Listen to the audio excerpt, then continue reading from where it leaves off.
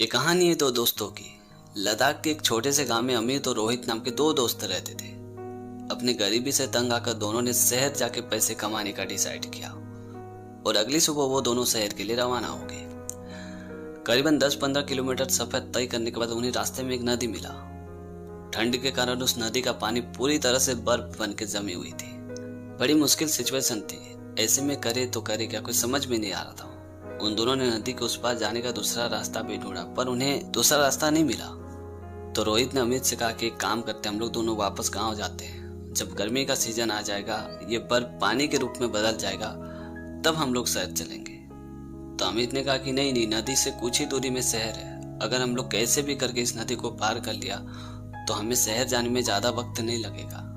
तो रोहित ने गुस्सा करते हुए कहा कि अगर ऐसे सिचुएशन में हम लोग नदी पे उतरेंगे और गलती से बर्फ धंस गई तो हमारा हाथ पैर टूट सकता है। ऐसे रिस्क हम लोग नहीं ले सकते हैं। चलो वापस हम लोग गांव पे जाते हैं। पर अमित ने उसकी बात नहीं सुनी। वो सीधे नदी पे उतर गया और बर्फ पे धीरे धीरे चलने लगा। कुछ दूर चलने के बाद बर्फ धंस जाता है और अमित गिर जाता है। तभी रोहित ने चिल्लाते हुए कहा कि मैंने कहा था ना कि मत जाओ, तुम्हें चोट लग जाएगी, वापस हम लोग घर पे जाते हैं। लेकिन अमित ने उसकी बात को इग्नोर किया और वापस उठ के फिर वो बर्फ पे चलने लगा। अमित 2-3 बार बर्फ पे गिरा जरूर था, लेकिन वो जल्दी ही बर्फ में चलने का तरीका सीख गया था। फिर वो धीरे धीरे चलते चलते नदी के उस पार पहुंच गया। जब अमित नदी के उस पार पहुंच गया तो उसने चिल्लाते हुए रोहित से कहा कि मैं तो इस पार आ गया हूँ, अब तुम्हारी बारी है, जल्दी से आ जाओ। तभी रोहित ने कहा कि ये मैं नहीं कर सकता, मुझसे नहीं होगा। तो अमित ने कहा कि पर तुमने तो शहर जाने का वादा किया था। तो रोहित ने निराश होकर कहा कि शहर फिर कभी जाएंगे, फिलहाल मैं गाँव जाता हूँ। और ये बोल के रोहित वापस गांव की ओर आ गया और अमित शहर की ओर चला गया। और करीबन 4 साल बाद जब अमित शहर से गांव लौटा तो उसके पास पैसा, बंगला, गाड़ी सब कुछ था। लेकिन रोहित की जिंदगी उससे भी बदतर हो चुकी थी।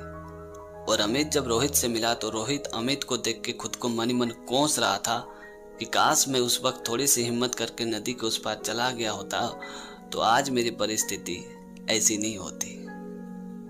तो दोस्तों, छोटी सी कहानी में ये सिखाती कि हम सब की लाइफ में कभी न कभी ऐसी मोड़ आ ही जाती है मुसीबत के रूप में। कोई बड़ी बाधा या बहुत ही बड़ा चैलेंज हमारे सामने आ जाते हैं। उस वक्त अगर आपने उस चैलेंज को एक्सेप्ट कर लिया तो यकीन मानिए, चाहे कैसी भी मोड़ हो, वो आपको आगे बढ़ने से कभी नहीं रोक पाएगी।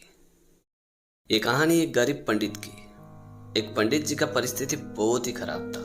वो यहाँ वहाँ भीख मांग के अपना गुजारा करते थे। और एक दिन पंडित जी एक नगर में भीख मांगने के लिए गए। भीख मांगते मांगते पंडित जी एक सेठ जी के घर पे पहुंच गए और घर के अंदर घुस के भीख मांगने लगे। उस पंडित जी की वेशभूषा देख के, फटे कपड़े देख के सेठ जी को बहुत ही गुस्सा आया। पहले तो सेठ जी ने पंडित जी को कुछ देर के लिए देखता रहा, फिर उन्होंने गुस्सा करते हुए पंडित जी को धक्का मार के अपने घर से निकाल दिया और कहा कि खबरदार जो मेरी चौखट पे दोबारा कदम रखा। और ये बोल के सेठ जी ने अपना दरवाजा बंद कर दिया। फिर पंडित जी निराश और दुखी होकर वहां से चले गए।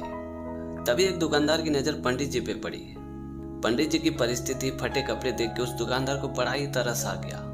तो उस दुकानदार ने पंडित जी को बुलाया और उसे कपड़े की दुकान पे लेके गया। फिर पंडित जी के लिए मस्त बढ़िया सा कपड़ा खरीद के पंडित जी को दे दिया। पंडित जी ने उस कपड़े को लिया और वापस अपने घर पे चले गए। और अगले दिन पंडित जी वही नए नए कपड़े पहन के भीख मांगने के लिए निकल गए। भीख मांगते मांगते पंडित जी उसी सेठ के घर के रास्ते से गुजर रहे थे। जैसे उस सेठ की नजर पंडित जी पे पड़ी तो उस सेठ ने पंडित जी को अपने घर पे बुलाया। फिर पंडित जी को भिक्षा दिया और उनके लिए मस्त बढ़िया सा भोजन लेके आया। और पंडित जी से कहा कि पंडित जी आप इस भोजन को यहाँ बैठ के खा लीजिए। तो पंडित जी वहाँ भोजन करने के लिए बैठ गए। उसके बाद पंडित जी ने थाली से भोजन उठाया और अपने कपड़े के ऊपर डालने लगा और कहने लगा कि लो खाओ, जितना खाना है जी भर के खा लो और खा लो। और ये बोल बोल के पंडित जी पूरे खाना को अपने कपड़े में डाल रहे थे। पंडित जी की यह हरकत देख के उस सेठ को बहुत ही आश्चर्य हुआ। तो उस सेठ जी ने पंडित जी को आश्चर्य होकर पूछा कि पंडित जी आप ये क्या कर रहे हो। तभी पंडित जी ने कहा कि आपको दिखाई नहीं दे रहा, मैं अपने नए कपड़े को भोजन करा रहा हूँ। आपने ये भोजन मेरे इस नए कपड़े को ही तो दिए हो।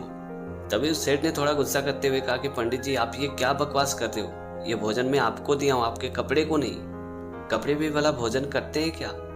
तभी उस पंडित जी ने हंसते हुए कहा कि कल जब मैं आपके घर में फटे और पुराने कपड़े पहन के आया था तो आपने मुझे धक्का मार के घर से बाहर निकाल दिया था, भिक्षा तक नहीं दिया था। और आज जब मैं नए कपड़े पहन के यहाँ आया हूँ तो आपने मुझे भिक्षा दिया और यहाँ तक कि भोजन भी परोस दिए। इससे साफ जाहिर होता है कि आपने मुझे नहीं, मेरे नए कपड़े को भोजन दिए हो। और जब आपने मेरे नए कपड़े को भोजन दिए हो तो सीधी सी बात है, ये भोजन भी मैं इन्हीं को खिलाऊंगा। ये बात सुनते उस सेठ जी की आंखें शर्म से नीचे झुक गई। तो दोस्तों, छोटी सी कहानी में ये सिखाती है कि किसी व्यक्ति की महानता उसके ज्ञान और चरित्र पे निर्भर करती है, उसके पहनावे पे नहीं। इसलिए दिखावा करना बंद कीजिए और अपने हकीकत पर ही जिए। तो दोस्तों, आज की कहानी आपको कैसी लगी कमेंट करके जरूर बताना।